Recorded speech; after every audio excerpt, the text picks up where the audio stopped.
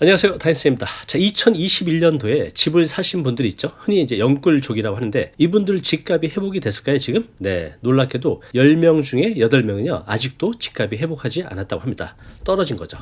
자, 그래서 어떤 분들은 수억 원의 손실을 감수하고 파신 분들이 있고 이자를 감당하지 못해서 경매에 넘어간 아파트도 많다고 합니다. 자, 오늘은요 2021년 영끌족 현황을 자세히 살펴보고요, 이를 통해서 우리가 배워야 될 교훈도 함께 알아보겠습니다.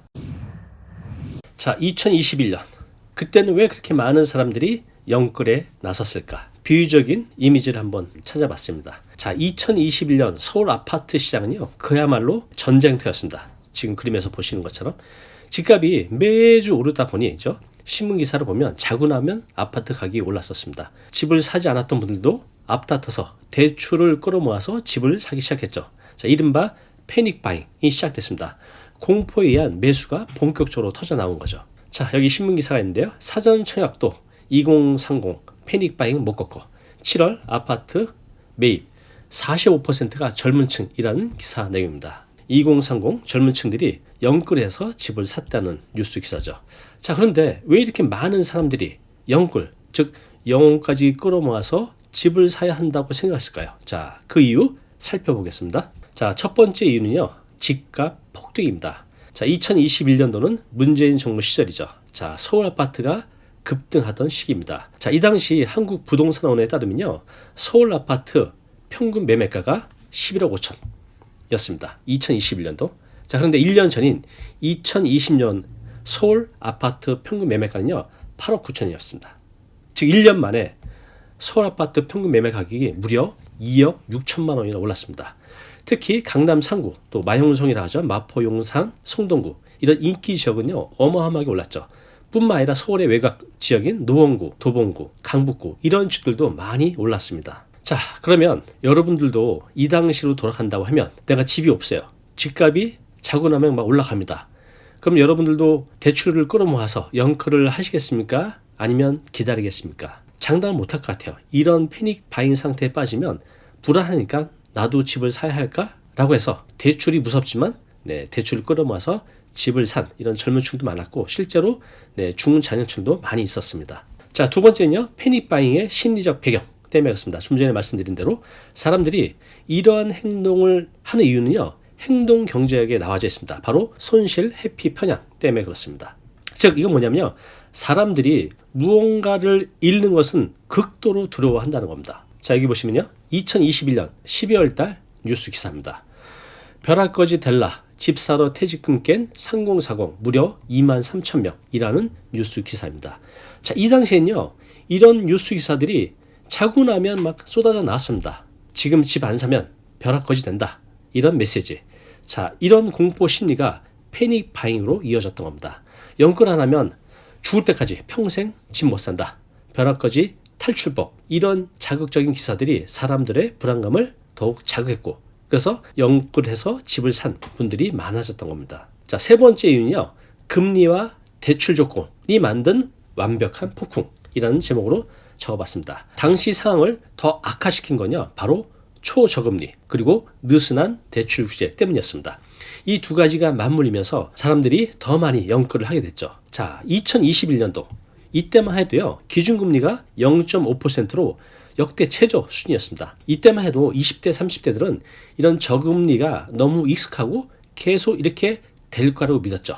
그래서 대출 금리가 오른다는 건 생각도 안 하고 다들 무서워하지 않고 대출을 받았던 겁니다. 게다가 총부채 원리금 상환 비율 DSR이라고 하죠. 이 규제가 지금처럼 강하지 않았기 때문에 신용대출을 받기가 너무 쉬웠습니다. 자, 즉 돈 빌리기는 너무 쉬웠고 대출 금리 부담은 역대 최저 수준이라서 사람들이 지금이 기회다 라고 생각하며 무리하게 대출을 받아서 집을 사게 된 겁니다. 자, 그런데 여기는 우리가 간과했던 엄청난 위험이 있었습니다. 바로 금리가 오를 가능성, 또 집값 하락 리스크에 대해서 전혀 생각을 안 했던 거죠. 그래서 영끌해서 집을 샀던 것인데, 자, 2021년 초중반만 해도 기준금리가 0.5%였어요. 자, 그런데 어떻게 됐죠? 여러분들 기억나시겠지만 2021년 하반기부터 금리가 엄청나게 오르기 시작했습니다.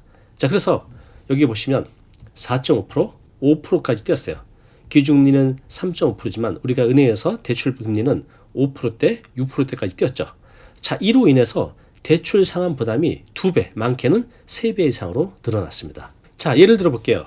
당시 12억짜리 아파트를 사기 위해서 대출을 최대한 끌어모은 직장인이 있습니다. 자, 그런데 이 집값이 9억으로 떨어졌어요. 그럼 3억 손해잖아요.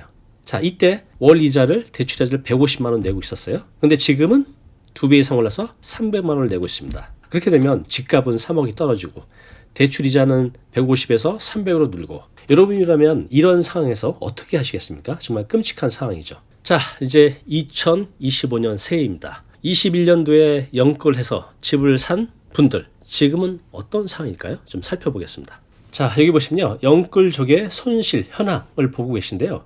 중앙일보 기사입니다. 2021년 서울 연끌족 79%가 지금도 마이너스라고는 기사 내용입니다. 즉 10명 중에 아직도 8명은 마이너스라는 겁니다. 본인이 샀던 금액보다 아파트 가격이 더 떨어진 상태이죠. 특히 노원구 같은 외곽 지역은요, 매수자의 90% 이상이 손실 상태라고 합니다. 자, 한번 볼까요? 자, 이것은 뭐냐면요, 회복이 안 된 서울 아파트 주요 거래 시세를 보여주고 있습니다. 자, 여기 보시면요, 거래 금액, 그 당시에 최고가에 매입한 게 광진구 광장동 워커힐은 35억인데 최근 거래가는 27억 4천, 마이너스 7억 6천. 자, 마포구 상암동 상암 월드컵 파크 6단지 최고가 16억 9천. 이때 사신 분들이 있었을 거 아니에요? 네, 지금 거래가는 10억 8천5백, 마이너스 6억 1천. 또 송파구 오금동 볼까요? 네, 최고가 18억 5천 했던 게 지금 12억 6천, 5억 8천 9백만 원 마이너스죠. 자, 관악구 봉촌동 볼게요. 관악 현대아파트 12억 6천 5백만 원 였던 게 7억 4천까지 떨어지면서 마이너스 5억 2천5백. 자, 용산구 서빙고동 40억 5천만 원이었던 게 35억 5천, 거의 5억 정도 마이너스가 됐습니다. 이렇게 서울 전 지역 최고가 대비 지금 시세가 많이 떨어진 것들을 볼 수가 있습니다. 물론 이거보다 싼 금액에 사셨던 분들은 이 차이가 없겠지만, 이 꼭지에서 사셨던 분들은 큰 손실을 보고 있다는 것을 이 표로 알 수가 있습니다. 자, 그러면 실제 사례를 몇 개 더 보겠습니다. 자, 봉천동 현대 관악 아파트, 여기 약간 오르막길에 있는 아파트죠. 전용 123제곱미터. 자, 2021년도에 12억 6,500만 원이었습니다. 자, 최근 시세 얼마일까요? 7억 4천까지 떨어졌어요. 그러면 이때 사셨던 분들은 거의 마이너스 6억 정도의 손실을 보게 되는 거죠. 여기에 취득세, 대출이자, 그동안 냈던 대출이자까지 고려한다고 하면 손실폭이 훨씬 더 클 겁니다. 자, 여러분도 한번 생각을 해보세요. 내가 이런 상황이라면 얼마나 힘들까요? 집값은 몇 억이 떨어지고 대출이자는 예를 들어서 150을 내다가 300을 내고, 자, 이렇게 되면 심리적 스트레스가 어마어마할 겁니다. 자, 지금 보시는 편이요, 2021년 서울 아파트 거래 중에 고점에 물린 비율을 보여주고 있습니다. 자, 위에 하늘색은 2021년에 거래된 거고요, 아래쪽은 최근 거래 내역입니다. 어디가 가장 높죠? 노원구입니다. 노원구는 시세가 회복이 안 된 비율이 무려 96.8%, 즉 100개 아파트 중에 현재 97개 정도는 아직도 회복이 안 됐다는 뜻입니다. 성북구 95.8%, 다 90% 넘죠. 강북구, 관악구, 은평구, 도봉구, 중랑구, 금천구, 동대문구, 구로구, 이런 곳들은 지금 현재 2021년 최고가 대비 19개 이상은 회복이 안 됐다는 뜻입니다. 자, 예를 들어서 도봉구 같은데 서울 북쪽에 있잖아요. 북한산 아이파크 신고가가 얼마였냐면요, 21년도 당시에 무려 12억 원이었습니다. 자, 현재 얼마 정도일까요? 최근 거래가 8억까지 나온 게 있습니다. 무려 마이너스 4억까지 떨어졌죠. 자, 이것은요, 노원구, 강북구도 다 비슷한 상황입니다. 자, 그러면 왜 이런 일이 생겨났을까요? 특히 노원구, 성북구, 강북구, 관악구, 은평구, 도봉구, 중랑구, 서울 외곽 지역들. 자, 이런 지역들은요, 상대적으로 자금 여유가 없는 중저가 지역인데요. 특히 이제 대출이자 부담을 견디지 못하고 급매물이 늘어났습니다. 그러면서 가격 하락폭이 더욱 커졌기 때문입니다. 자, 이런 현상을 앞에서도 말씀드렸듯이 심적 회계라고 합니다. 즉, 손실을 경험하면 소비 심리가 위축하게 되고, 이는 내수 침체로 이어질 가능성이 높다는 거죠. 여기 보시면 자영업자 연체액 18조라고 합니다.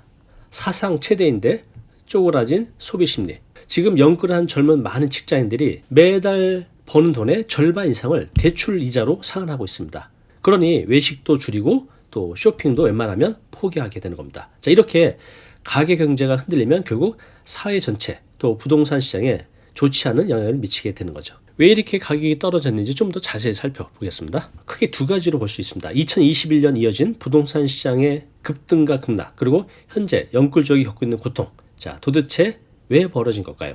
자, 두 가지 이유를 좀 보겠습니다. 첫 번째는요, 금리 인상 때문에 그렇습니다. 자, 여기 보시는 것처럼 2022년도부터 한국은행 기준금리가 급격하게 올라가기 시작했습니다.